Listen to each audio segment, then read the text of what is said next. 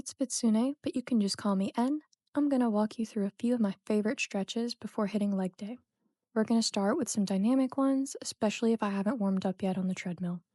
Now, this is going to be mostly hip slash adductor stretches, but there's a couple in there that aren't exclusive to those muscle groups to keep it well rounded and great for any leg day warm up.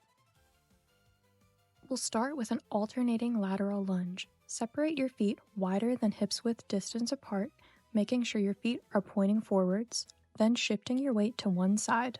Bend your knee and sit over in that direction while doing the best you can to keep your knee parallel with your hip.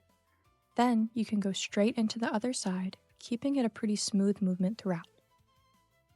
I like to think about pushing up from the edge of my foot with the weight on it to get back up. Lots of people struggle with bilateral movements because we don't do them often in our everyday lives, and they activate smaller, less typically used muscles like the adductors, abductors, the gluteus medius, and minimus. This next one is just a variation of the air squat called the squat to stand. Separate your feet shoulder width distance. You're going to hinge your hips back and reach for your toes with your fingertips. Grab onto your toes and sit down into a squat with your elbows inside your knees, keeping your chest tall. Reach your arms up overhead and then stand it on up. So this one feels a little tricky at first, but once you get it, you'll feel a really nice stretch in your hip capsule, thus why it is called the posterior hip capsule stretch. Starting on all fours, send your right leg straight back behind you, keeping your toes tucked and your knee up off the floor. Take your left shin and pivot it in towards your midline like a windshield wiper with the laces of your shoe down.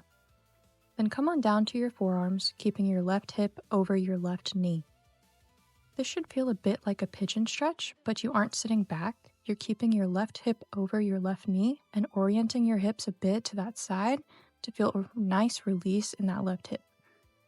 From this position, it'll be pretty easy to just finish it out and come down to a full pigeon pose. Just pull that left foot forwards under you and allow yourself to fully sink into that stretch, relaxing the right leg and allowing it to just be on the floor now. This next one is called the world's greatest stretch. From push-up position, step your left foot up outside of your left hand, rotate and reach your left arm up towards the ceiling, keeping your right leg straight. You can rotate back and forth by bringing your arm back down and doing the movement again, or you can just keep reaching. Now, this one is called the lizard pose stretch. From that world's greatest stretch position, you just lower the knee of whichever leg is behind you, depending on if you do the left or right side first. Then you just come down onto your forearms and let yourself lean forwards, feeling a stretch in your hip flexors, glutes, inner thighs, and hamstrings. The butterfly is pretty classic, but I love it a lot. Bring the soles of your feet together, letting your knees fall out wide and fold over your legs. You can flutter your legs if that feels good, or just keep leaning forwards, but it reminds me of crisscross applesauce.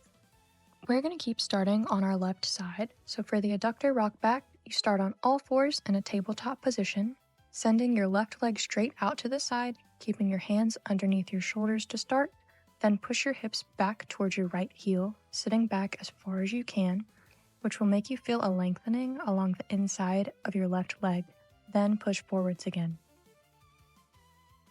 Do the same thing for your right side, sending it out to the side before pushing your hips back towards your left heel and rocking back and forth. This last one is just a deep squat hold, but it feels really good if you let yourself sink down as far as you can.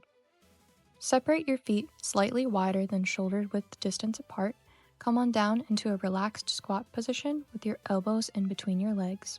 You can wiggle around or use anything around you to pull yourself even lower to the ground, which should activate a good stretch in your hips, adductors, and even your calves and ankles. Alright, and that's pretty much going to be it for me today. This will serve as a great warm-up for any leg day, but I do have a video planned for my favorite glute isolation exercises if your main goal is to grow your glutes here, which I know it might be, let's be honest. I'll be breaking them all down in separate short videos one at a time, so I'll see you there once it's up. Take care, and bye.